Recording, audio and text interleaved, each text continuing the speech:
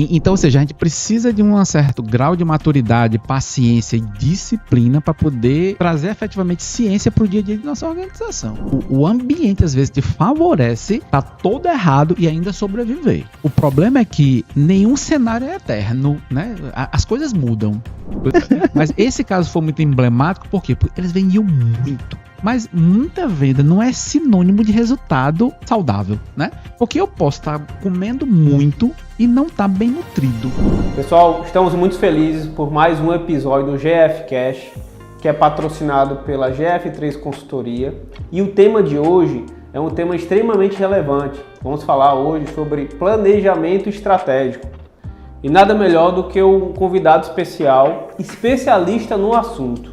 Nós temos aqui hoje Ari Lima, graduado em Administração e Psicologia, mestre em Administração, com larga experiência como consultor de empresas nas áreas de planejamento, avaliação, reestruturação e expansão organizacional.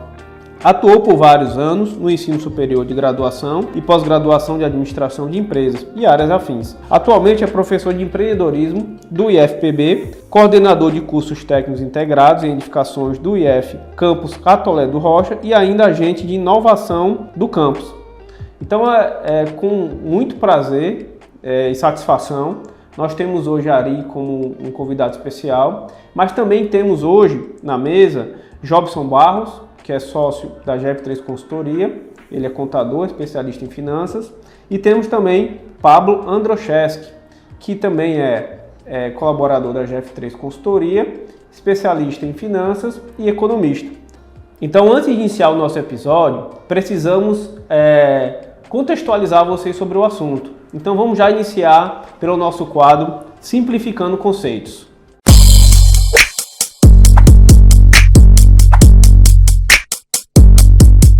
O planejamento estratégico ele é um processo sistêmico que define o melhor caminho a ser seguido pela empresa, com base em um ou mais objetivos.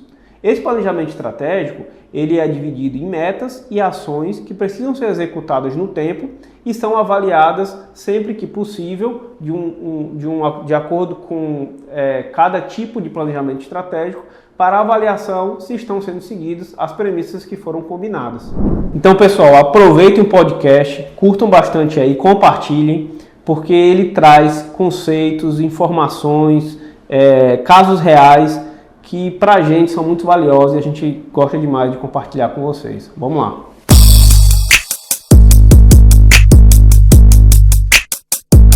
Vamos lá. O tema de hoje, então, é a importância da gestão financeira no planejamento estratégico. Então, aí são os dois temas aí bem polêmicos, assim, de aceitação, né, isso, Ari? Então, eu acho que eu queria começar aí esse tema, Ari, aí já passando a bola aí para você fica à vontade aí, Ari. Só lembrando aqui que esse aqui é um bate-papo, profissionais, somos amigos, mas estamos falando aqui sobre temas extremamente relevantes para as pessoas que estão escutando. Então, cara, fica à vontade aí, sinta-se em casa. Qual é a pergunta inicial que eu queria fazer para você? Ari, fala pra gente, pro pessoal que está escutando aí, da onde começou esse negócio de planejamento estratégico? Como é que tá isso hoje no mercado? Como é que é a aceitação? Que danado é esse planejamento estratégico? Gostei do que danado é isso, né? Bom, eu queria começar agradecendo o convite, né, para rever amigos, para voltar a Campina Grande. Já fazia um tempinho que eu não vinha e adoro essa cidade. E sou fãzão do trabalho que vocês fazem, né? Finanças para mim é fundamental nos negócios. E independente do porte da empresa, independente de em qual território a gente esteja, finanças ela nos traz uma série de ferramentas, né, de apoio à tomada de decisão, de visão de longo prazo. Eu acho fundamental que vocês estejam fazendo isso no âmbito da consultoria, aqui na Paraíba e estados vizinhos, né? E um podcast, eu acho que é uma forma de você popularizar mais, de você alcançar para além dos clientes, né, da consultoria. Então, parabéns pela iniciativa, muito obrigado pelo convite e é um prazer renovado encontrar vocês, né? Planejamento estratégico não é uma coisa muito simples do ponto de vista da operação, porque ele implica em um certo distanciamento do fogo cruzado que é o dia a dia de uma empresa. Qualquer empresário, eu diria qualquer gestor, né, porque a gente pode levar isso também para o setor público, qualquer gestor está no seu dia a dia, tendo muitas vezes que apagar incêndio. E aí você conseguir sair da rotina para poder pensar no longo prazo, porque o pensamento de longo prazo é uma matéria-prima, é importantíssimo para o planejamento estratégico, é dificílimo de fazer. Por quê? Porque a realidade ela é imperativa, ela se impõe à nossa vontade. É o cliente que bate na porta, é a conta que chega, são os problemas que aparecem. Então, ter a calma, a tranquilidade, a paciência de sentar, de refletir, de pegar os dados, de instrumentalizar o pensamento para poder pensar o negócio no longo prazo e naquilo que é relevante, não é uma coisa simples. Sem falar que há um certo mito entre brasileiros de que planejamento estratégico é uma ferramenta só acadêmica. Como se não fosse possível, por exemplo, micro e pequenos negócios trabalhar com pensamento estratégico, né? Eu até prefiro pensar que a ferramenta efetiva de planejamento estratégico é o cérebro que você tem. Você não tem paciência para poder imaginar o teu negócio no tempo, né? Não tem planejamento estratégico de jeito. Porque não é uma questão de ferramenta, né? Fazer uma análise SWOT por si só, isso é planejamento estratégico? Não. Isso é exercício de uma determinada metodologia. Assim como o diagnóstico para um médico medíocre não é uma boa terapêutica. Mas na mão de um médico competente, o diagnóstico é o início da terapêutica. É fantástico quando você vê a história de dar devolutiva para o teu cliente e de repente ele começar a sacar o que ele tem, ele já começa o processo de cura ali. Eu falo isso até pela minha formação em psicologia clínica, né? E por uma certa experiência, não tão grande quanto de administrador, né? Mas tem uma certa relevância na minha formação, né? A história de você discutir com o status quo da saúde dele. Então, planejamento estratégico é uma ferramenta e muitas vezes, e eu falo pela larga experiência que eu tenho de usar esse instrumento para chegar na administração estratégica, chegar no pensamento estratégico. As pessoas, então, precisam desacelerar na hora do planejamento estratégico, precisam olhar para os dados. É aí onde eu acho que faz todo sentido e parabenizo a vocês por essa casadinha. Finanças no planejamento estratégico. Não se circunscreve planejamento estratégico a orçamento e a dimensão de finanças. Mas eu não vejo como você fazer planejamento estratégico sem uma boa gestão financeira, sem análises financeiras, sem análises contábeis, sem trazer esse recorte, entende? Não se esgota nisso, mas não pode não passar por aí. Ari, mas me tira uma dúvida. Antes da gente entrar nessa mistura aí, a gente vai entrar já de planejamento estratégico e gestão financeira. Como é que você enxerga o grau de maturidade dos gestores na aceitação de fato do que condiz com profundidade o planejamento estratégico? Eu acho essa uma pergunta interessantíssima. Porque a gente... Bom, eu tô no mundo dos negócios desde 1992, né? Não façam contas, né? Eu entrei na faculdade e comecei um negócio, né?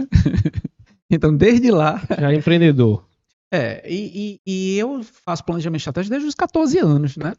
Meu primeiro planejamento estratégico foi com 14 anos e eu queria saber quando eu chegasse aos 18. E eu consegui as minhas metas. Mas isso é uma outra história, a gente fica para mesa de bar depois. Eu fiquei à frente dessa empresa durante 10 anos, né? Aí para outros voos. E eu comecei a trabalhar com planejamento estratégico porque já fazia na minha empresa, vamos dizer assim, né? E de lá para cá, né? São já muitos anos. Eu posso dizer o seguinte, é muito mais tranquilo para um certo nível de empresários e de gestores públicos falar de planejamento estratégico. Mas ainda existe uma boa parcela do nosso empresariado e de gestores públicos que não sabem, não querem saber e têm dificuldade de entender, porque acham que é meramente ferramenta acadêmica. É claro que existe uma linha de trabalho no planejamento estratégico que é bem tecnicista e que é bastante ciência, e às vezes é bem chato de se fazer.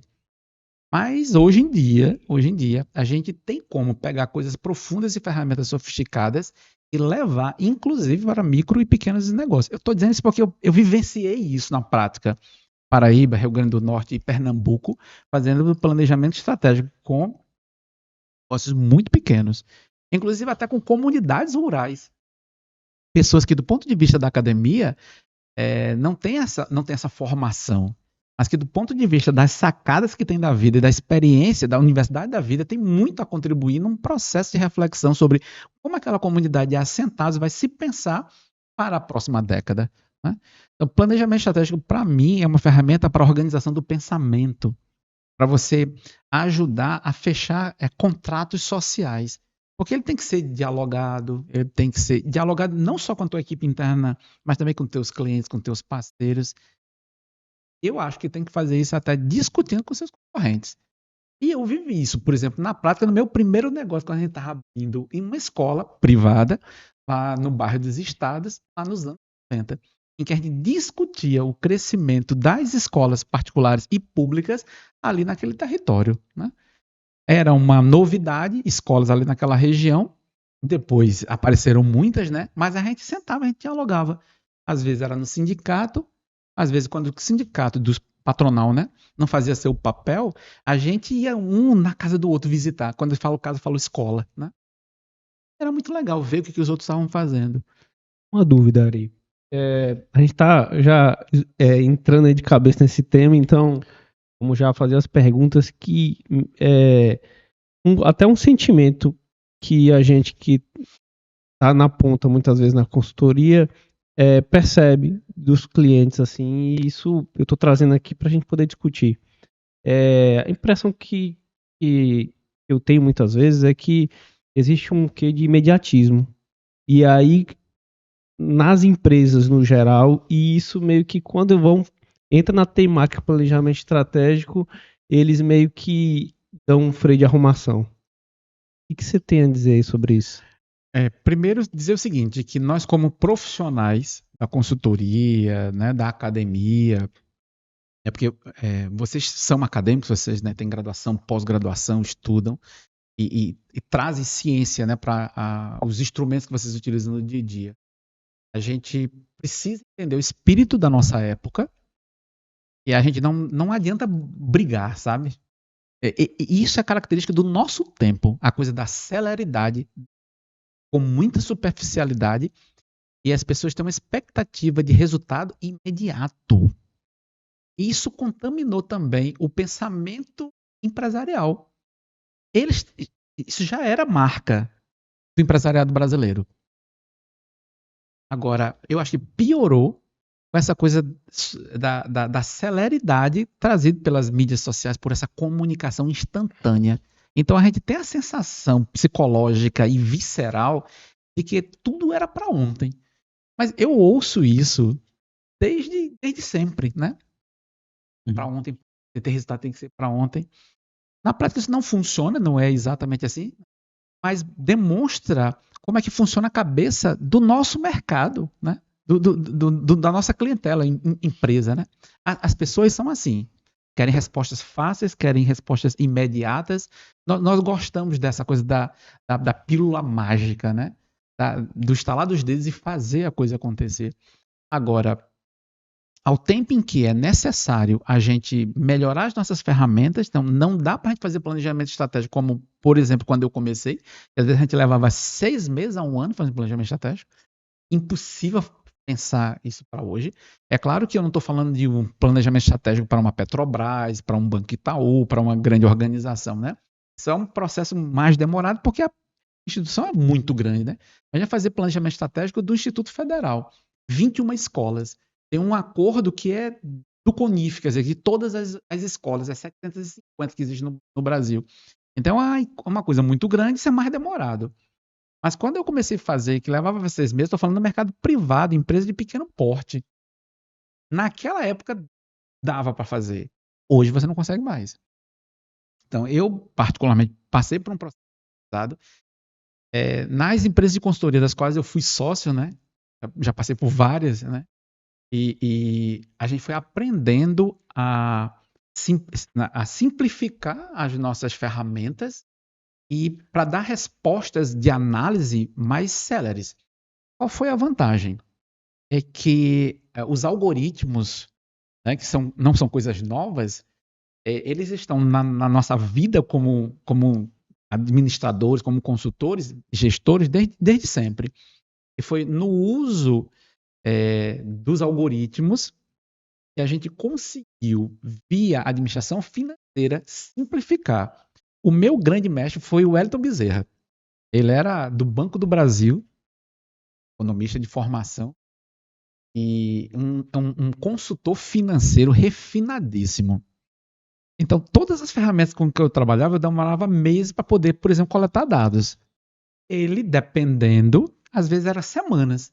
Então, ele conseguia uma celeridade que eu não conseguisse. Mas por que ele consegue isso em finanças e eu não consigo fazer isso nas outras dimensões? Operações, marketing, RH, com que eu trabalhava, né? Então, foi observando como é que ele fazia isso em finanças que eu comecei a modificar. E aí veio também a pressão do mercado. A gente começou a dar respostas mais céleres, sem perder a profundidade. Então, é do espírito da nossa época buscar respostas imediatistas. De alguma forma, nós que construímos as ferramentas precisamos de uma certa claridade, sem perder a profundidade. O bom é que a tecnologia joga a nosso favor, se a gente souber o que fazer com aquilo que a gente aprende. Pois vamos agora fazer uma mistureba agora aqui. Queria aí chamar meu amigo Jobson Barros para entrar aí num conceito de gestão financeira e a gente poder fazer essa casadinha com a Ari. Topa, Jobson? Bora. Então, vamos lá.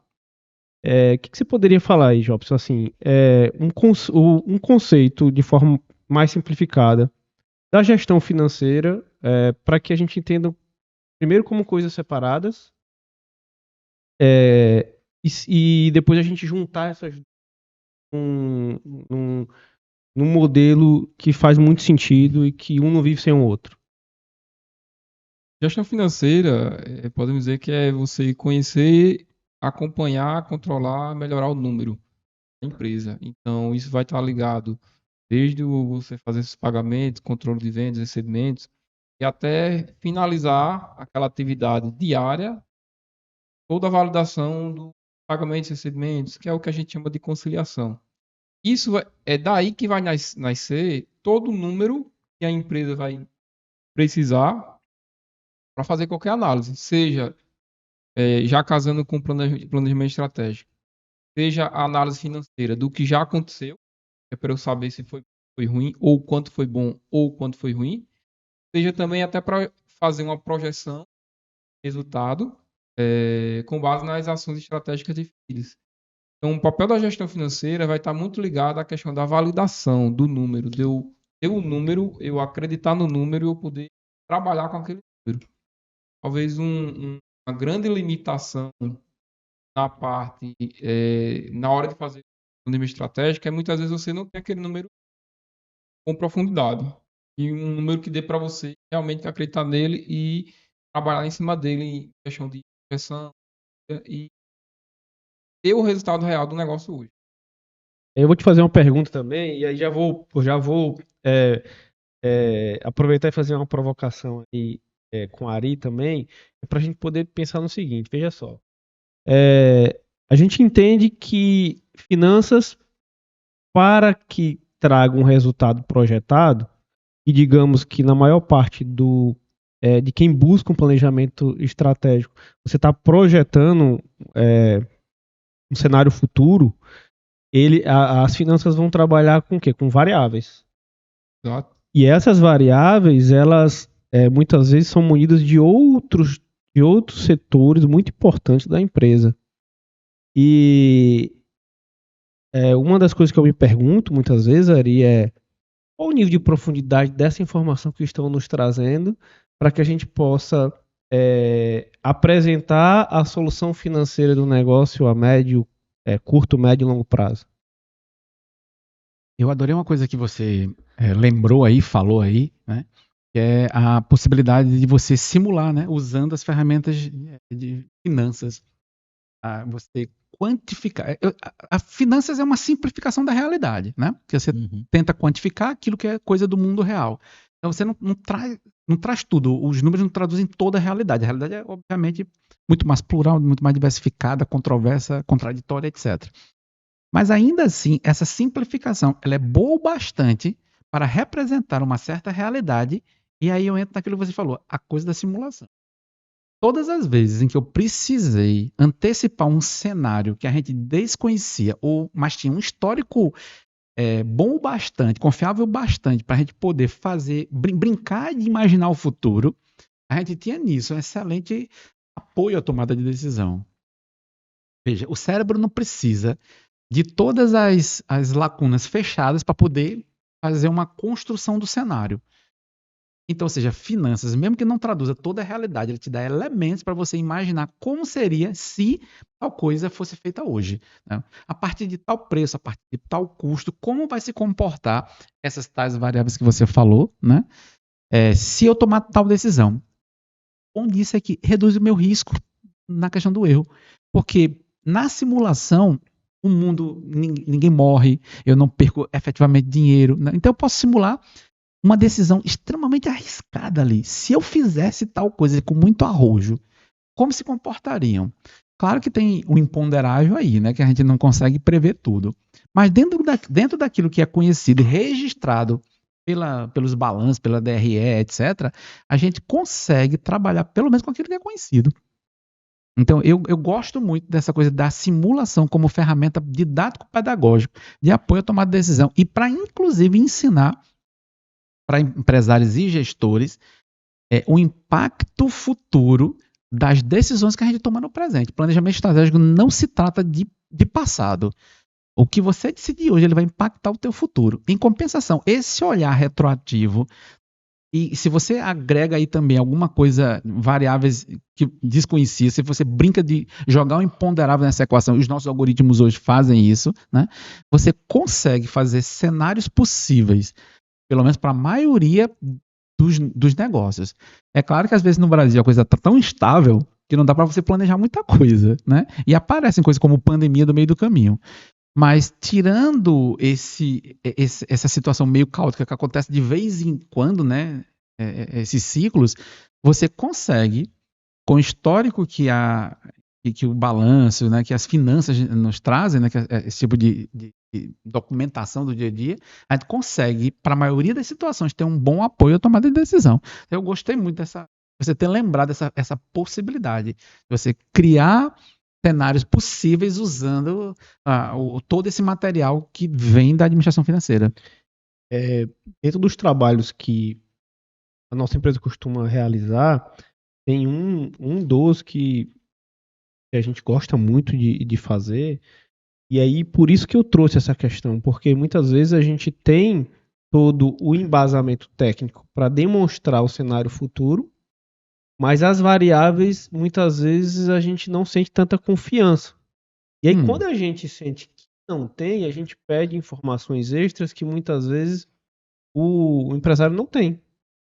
Ele não se preocupou com aquilo, com a etapa anterior a projetar um cenário, a simplesmente responder para ele qual o resultado futuro, qual o payback, qual o retorno que ele vai ter, em quanto tempo, qual é a rentabilidade. Então, ele está preocupado muito mais em saber nisso, nas variáveis que ele tem, do que realmente em buscar profundidade adequada que a gente possa projetar o número. Mas a gente tem essa dificuldade, não é isso, Jobs? Exatamente. Entrando nesse tema aí, eu quero, na verdade, aproveitar e fazer uma pergunta para Pablo.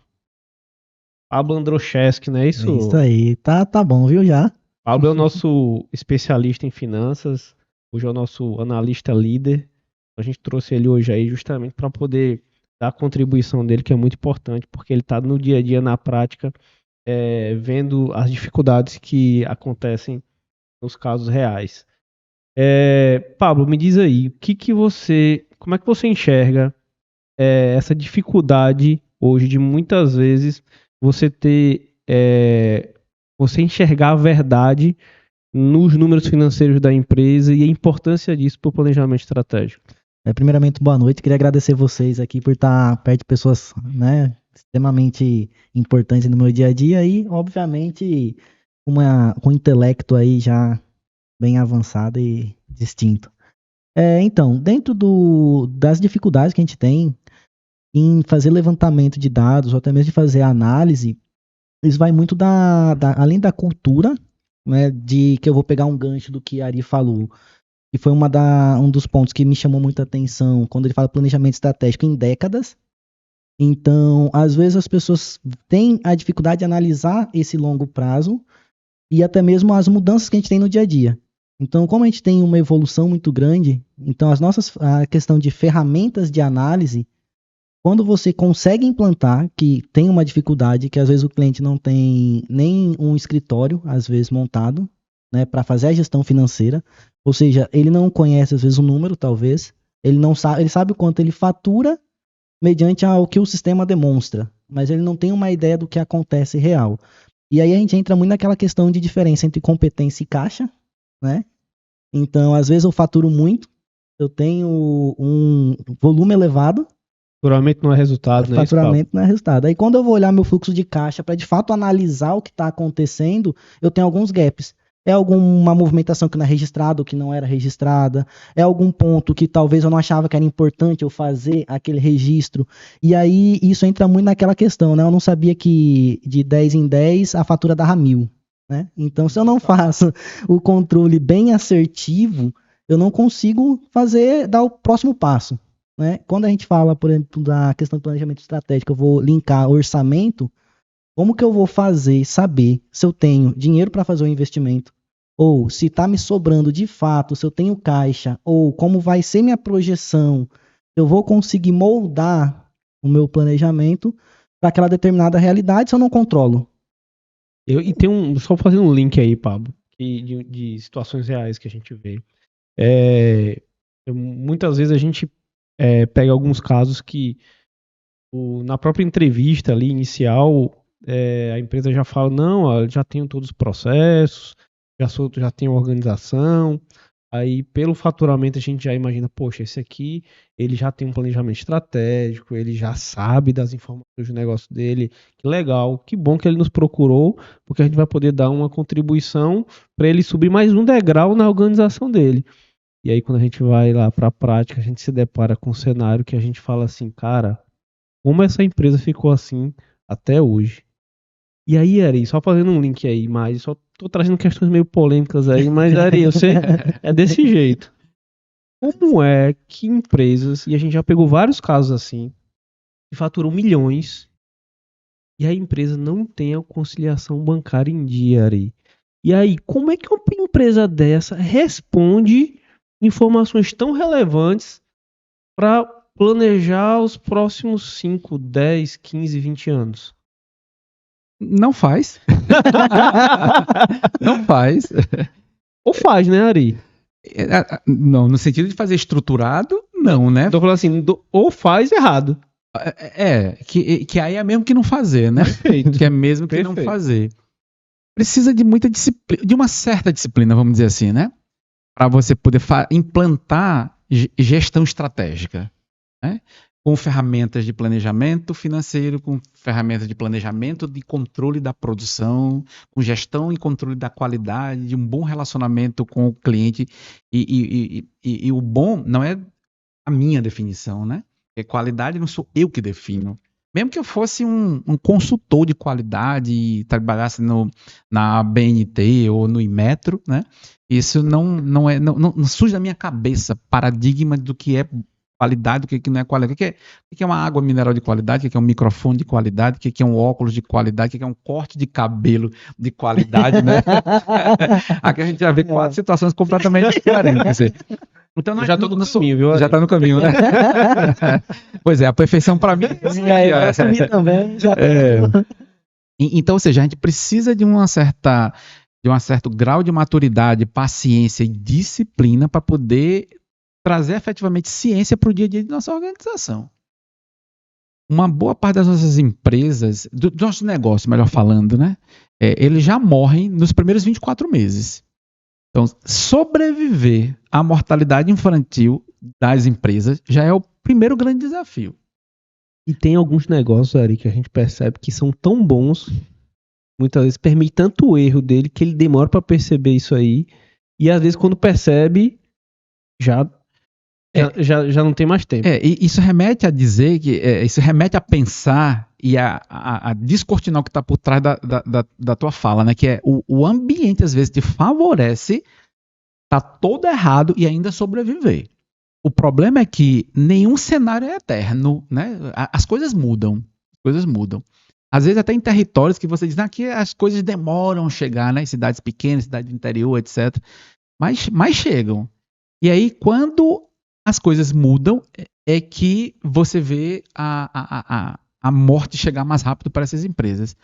Então, quando o cenário mudar e você estiver preparado, você não vai ter a certeza que vai sobreviver, mas você tem mais chances de sobrevivência, né? E o planejamento estratégico é uma ferramenta que ajuda. É aquele tipo de vacina que não te impede de morrer, mas pode te dar uma sobrevida maior para você pensar na maturidade ou na sobrevivência no próximo ciclo, vamos dizer assim. A gente tem um conceito, Ari, que a gente desenvolveu aí nos últimos anos, que é o seguinte: a gente acredita que toda e qualquer empresa, ela precisa ser preparada para ser vendida. Uhum. Normalmente tem alguns caminhos, né? Ou a empresa vai à falência, ou ela tem uma sucessão, ou ela tem uma fusão, enfim. Uhum. Ou ela é vendida. Uhum. Mas quando você prepara ela para ser vendida, você resolveu todas as outras. Uhum. Verdade. Se você vai vender ou não, é outra história. Outra história. Então, puxando esse gancho aí, Jobson, e voltando para o ponto que acho que foi o ponto de partida que a gente entrou antes da fala de Ari, e muitas vezes eu percebo é que explica aí pra gente, Jobson, o que é a conciliação bancária? Porque veja, eu muitas vezes percebo que e já vi falas de pessoas que dizem, não, conciliar é bater saldo. O que você pode dizer sobre isso? O processo de conciliação bancária ou conciliação financeira, ele é digamos, a rotina básica, ela que vai gerar toda a informação. E existe mais de um critério para poder validar se esse processo está correto. Veja, eu tenho que ter o lançamento correto referente à data, valor, de forma que o saldo no meu sistema, imagine que eu trabalho com o Banco do Brasil. Então, no meu sistema, eu vou ter que fazer todos os lançamentos de recebimentos ou pagamentos, qual está no meu extrato do Banco do Brasil, de forma que o meu sistema ele tem que espelhar o que está no meu extrato. Então, isso vai estar no requisito de lançamento com data correta, mas tem também, se você vai fazer tudo isso certo, ainda tem um detalhe. E é onde muitos ainda pecam, que é o quê? É necessário fazer uma categorização adequada de tudo o que aconteceu. Ou seja, isso aí vai estar amarrado com o quê? Com plano de conta. Então, para cada atividade, ou seja, para cada tipo de empresa, e apesar de às vezes estar no mesmo segmento, existem as particularidades daquela empresa que vai necessitar de uma adaptação no plano de contas. Ou seja, o plano de contas de receitas e despesas ele tem que estar adequado ao negócio. De forma que tudo que eu estiver lançando, que eu estiver registrando, seja pagamento e recebimento, ele vai estar adequadamente reconhecido. Eu estou fazendo essa rotina diária, criando tudo certinho, vai garantir que qualquer momento que eu quiser fazer um fechamento, uma análise, eu tenho a informação. Seja um fechamento mensal, seja fechamento de trimestre, seja fechamento anual, e tudo isso vai estar em embasamento com o quê? Eu vou ter dados para tomar decisão, simular cenários. Perfeito. Ou seja, a gente vai estar discutindo a verdade. Exato. O grande objetivo da conciliação é ter o número verdadeiro. Posso tocar num ponto aí que eu acho que é muito importante? Quando essas coisas estão redondinhas, a gente consegue, e tendo um planejamento estratégico de longo prazo, aproveitar certas oportunidades, às vezes únicas, que, vamos dizer assim, caiu na tua cabeça, né? Você não estava esperando por aquela oportunidade. Quando você tem esses dados, tem um determinado norte e apareceu uma oportunidade, você consegue avaliar as condições de aproveitar essas brechas de oportunidade. Porque na fala anterior, eu me referi à importância disso no contexto de você tiver uma crise, né? O cenário quando ele está desfavorável. Mas é bom lembrar que o cenário nem sempre é ruim. Então tem cenário de oportunidade também. E você pode tomar uma decisão errada num contexto de uma coisa muito boa. Mas o freio e a orientação vem desse tipo de instrumentação que você falou. Né? Quando isso está redondinho, a gente consegue verificar se é fato, a gente pode aproveitar aquela oportunidade. Ou seja, ela ajuda nisso também. Aí imagina só, Ari, eu sou um dono de uma grande empresa e não tenho esses processos organizados e estruturados e estou precisando expandir. Eu estou totalmente no escuro, não é isso? É verdade. Você está totalmente no escuro. E o mercado pode até estar favorável, né? Pode até estar favorável. Mas aí entra naquele cenário que você estava falando, Pablo, né?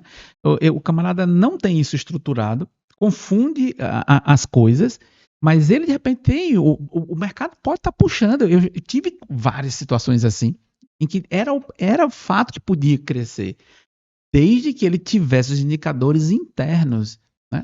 Porque ele podia estar mal das pernas do ponto de vista interno. Então, parte da informação não é olhar para o mercado. É claro que a gente vai olhar para o mercado. Vai olhar para a concorrência, vai olhar para a tecnologia, vai olhar para as externalidades. Mas se você não tem esse fluxo de informação quase que diário de como você está internamente, qualquer decisão que você tome só baseada no ambiente externo também está errado. Você precisa saber quem você é e como você está para poder aproveitar as oportunidades ou se defender das ameaças externas que você não controla. É isso que eu ia falar, Ari.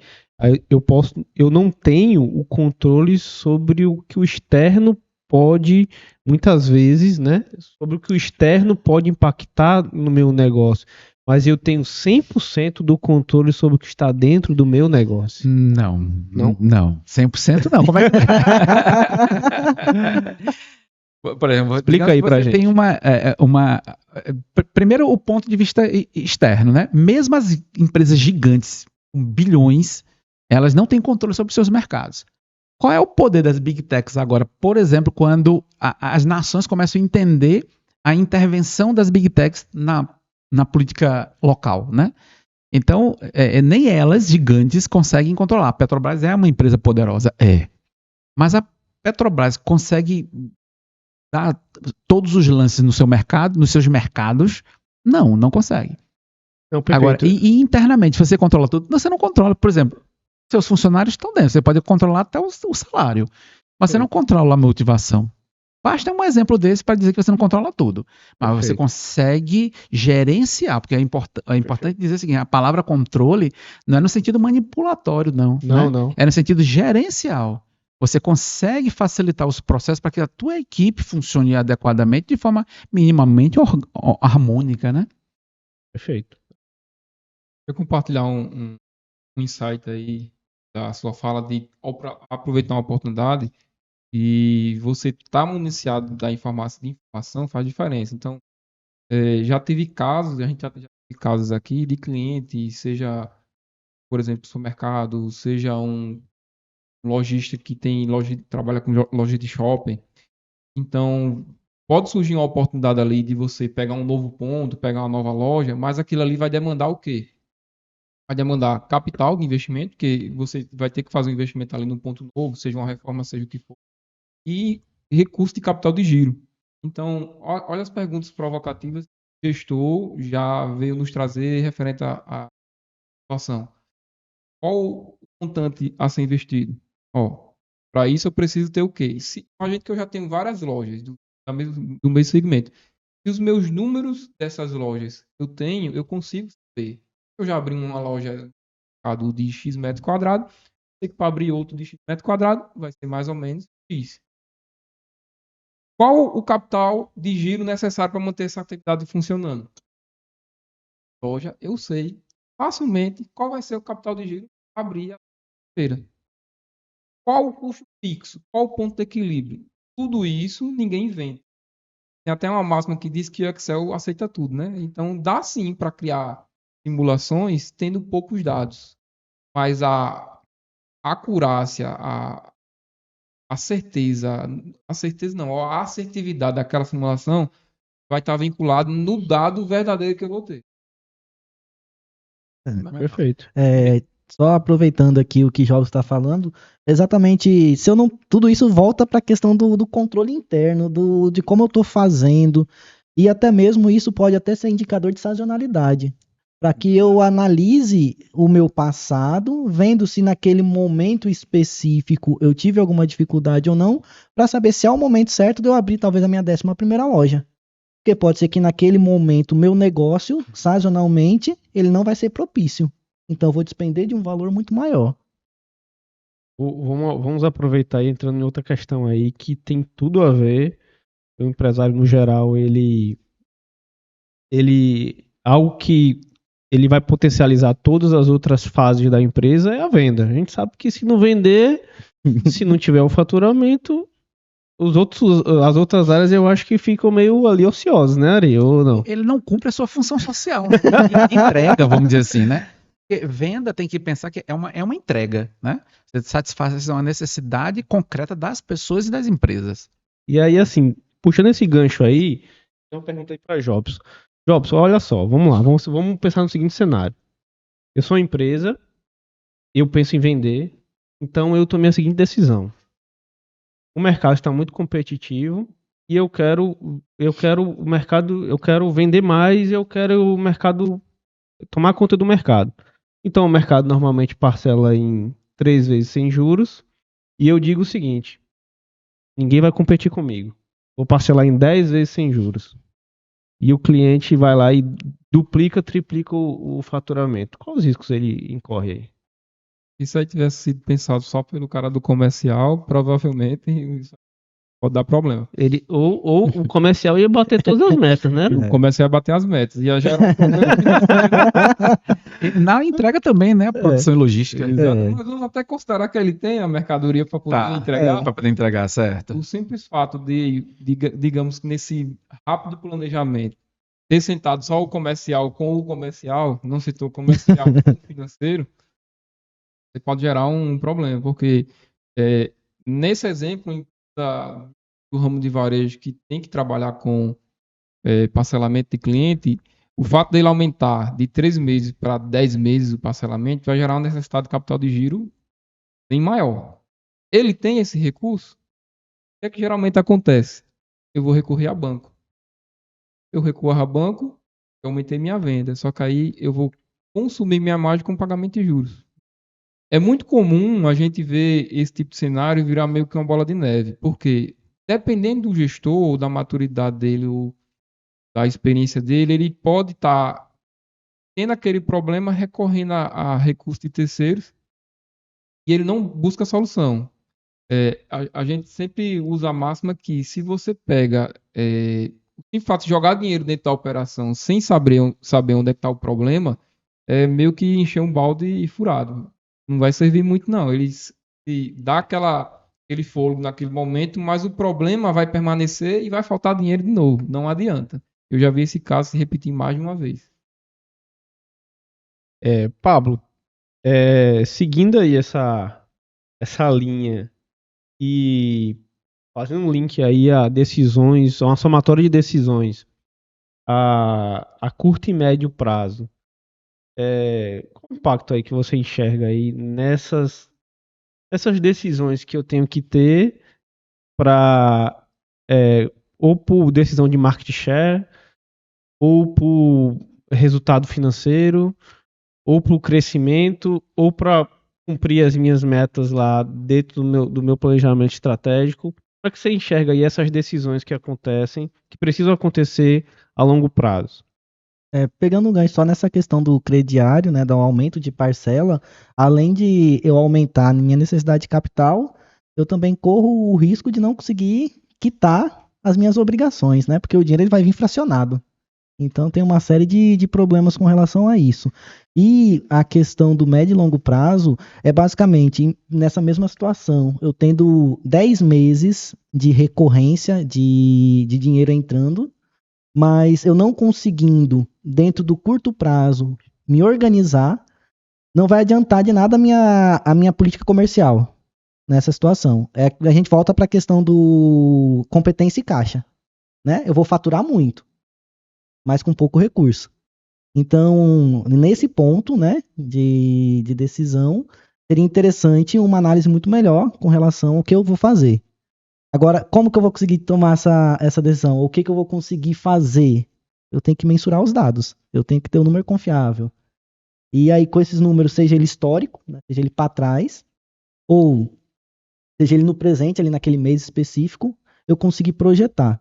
E aí eu pegar um gancho do que a Ari falou, né? A projeção junto com o planejamento estratégico, o meu financeiro, eu linkar tudo, eu acho que é onde a mágica do negócio vai acontecer. Então eu consigo sim analisar o financeiro, tomar uma decisão baseada no meu financeiro, gerar orçamento, mas aí eu dependo também das outras áreas para que isso aconteça. Aí se eu tomo uma decisão dessa de parcelar em mais vezes para poder ganhar mais mercado, eu preciso fazer o quê? Fornecedor, vem cá, vamos conversar aqui. Está disposto a isso mesmo? Existem meios, né, de melhorar o prazo para o cliente, mas eu tenho que buscar meios de financiamento.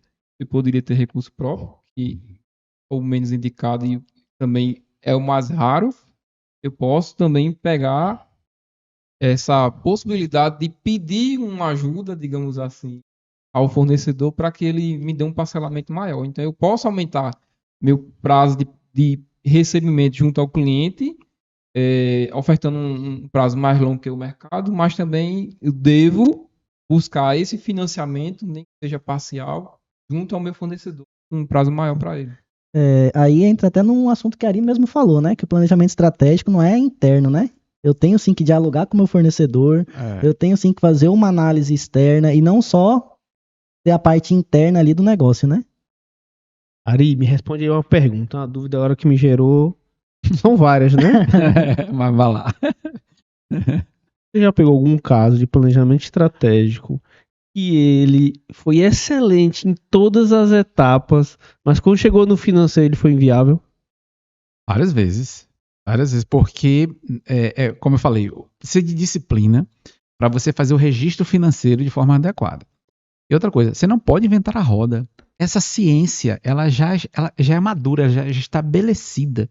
Então, se você começar a criar registros, ou seja, você tentar usar da tua criatividade para inventar um jeito de registro, não é que não possa inovar em gestão financeira, nos instrumentos, mas isso é para outra categoria de empresa. A grande maioria só precisa daquilo que já está aí. Se você já consegue utilizar o paradigma existente, né, o status quo do conhecimento, já é bom o bastante. É um bocado de análise que a gente consegue fazer quando você, né, controla custos, quando você controla tributos, quando você controla. Enfim, quando você usa esses instrumentos. Não precisa mais. Agora, muitas vezes a gente esbarra quando você. Quer ver o momento que conta trava? Um caso aí pra gente, vai.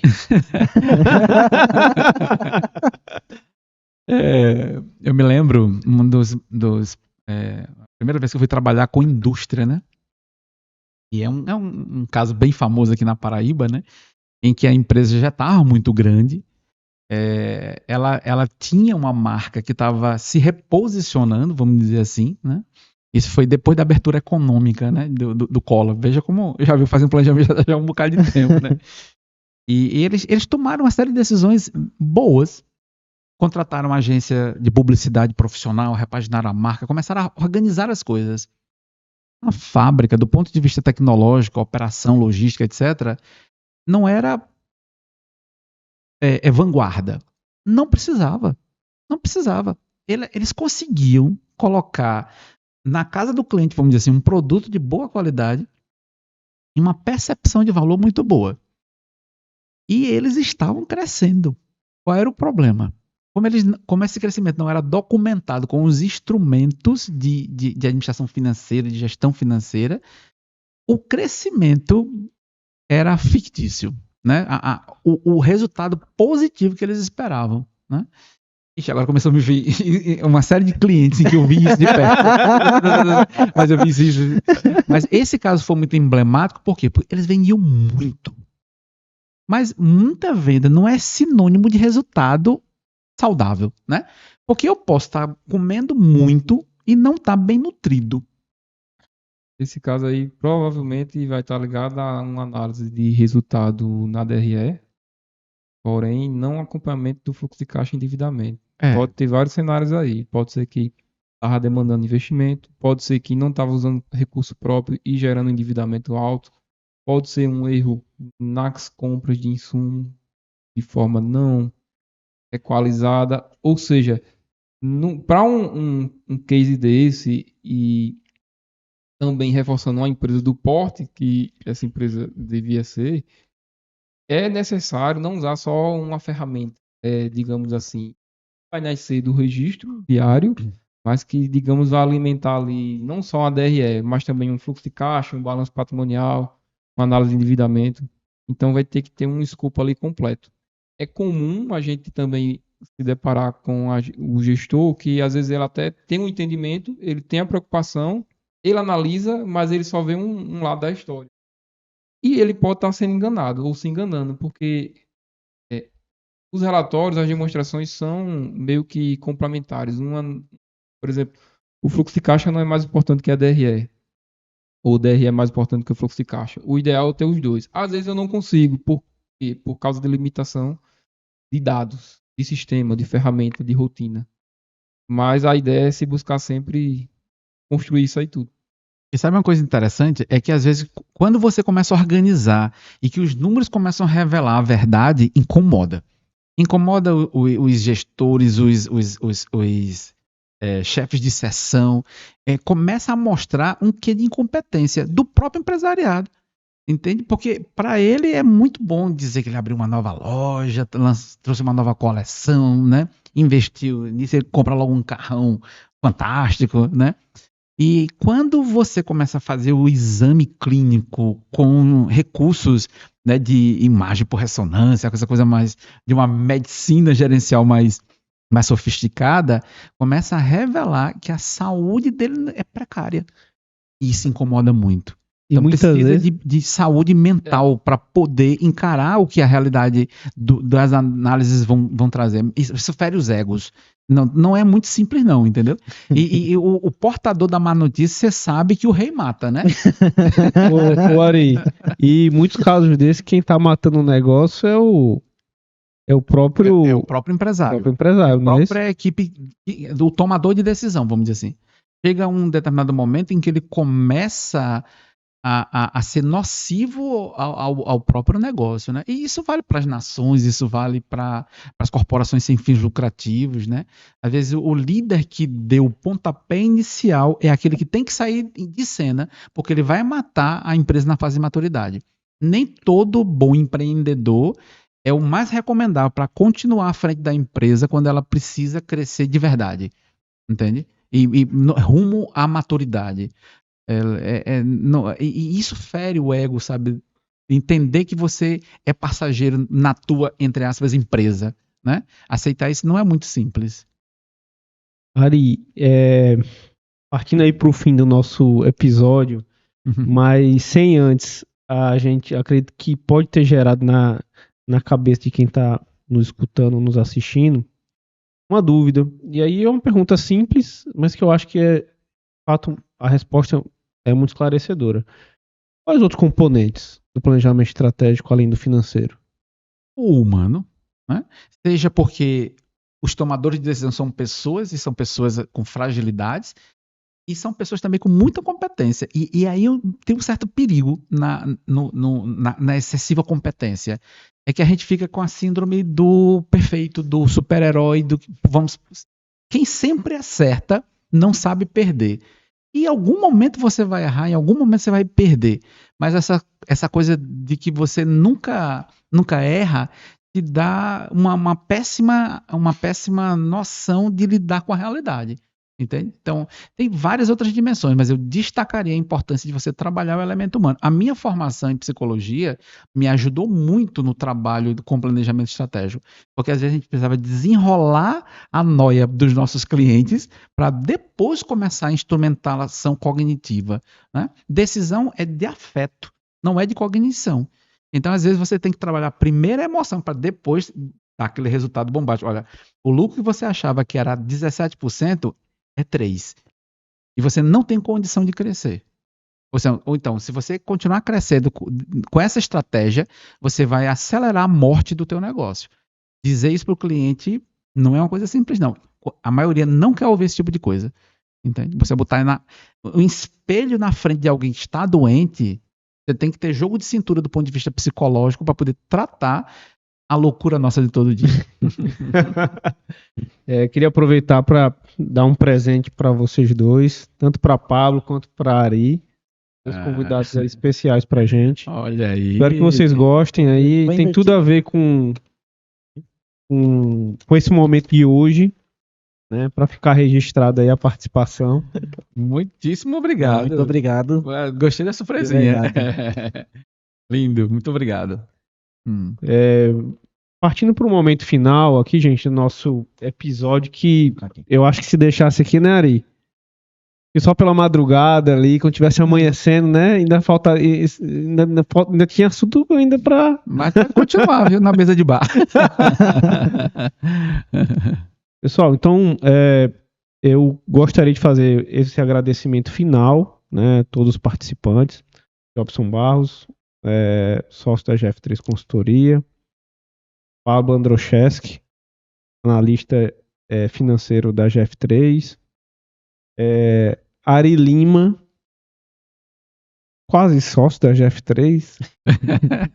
Já fui sócio. Já fui sócio. Continuo sócio no coração e sempre que vocês precisarem, estamos aqui.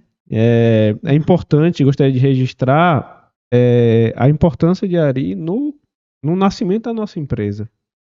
Ele foi um dos mentores de quando a gente estava iniciando, e eu acho que até juridicamente a gente nem era ainda formalmente uma empresa de consultoria, quando a gente começou a ter os primeiros encaminhamentos ou uma espécie de mentoria mesmo, de como é que funcionava esse mercado, quais indicações necessárias para que a gente pudesse aí desenvolver a nossa metodologia e o nosso formato de trabalho. E a gente agradece demais, viu, Ari? Bom, eu fico super feliz, né, de estar neste momento histórico da GF3, né? Uma empresa que eu vi nascer lá atrás, né? Vi vocês meninos, vamos dizer assim, né? Tem a foto salva aqui da primeira reunião. Da nossa primeira reunião, né? Foi ela aqui pra gente ver. Ah, tá ótimo. E assim, ver o quanto vocês cresceram em metodologia, em propósito, sabe, em sensibilidade também, né, em tempos loucos como os que a gente vive, e assim, eu conheço de perto o trabalho que vocês fazem, né, e vocês não fazem só um trabalho mecânico, né, finanças também tem coração, tem emoção, porque o resultado que é gerado lá impacta na vida das pessoas, dos funcionários, dos empresários, da sociedade. Então eu sei da seriedade, e quando eu me vejo também sendo parte ao longo desses anos, eu fico super feliz, né? Me sinto meio que pai dessa criança. E sempre que precisar, pode chamar que eu venho. Muito bom, perfeito. Muito obrigado. Às vezes a gente, por estar ali vivenciando muito gestão financeira, números, decisões com base em números, e aí é muito importante a gente ter esse contato com o que está fora do nosso mundo e que impacta demais o nosso público-alvo, são as pequenas e médias empresas, e que, sem dúvida nenhuma, os conhecimentos aí que foram passados hoje ali por você agregou demais aí para todo mundo, e a gente só tem a agradecer e vamos marcar mais vezes, né? O convite já está aceito.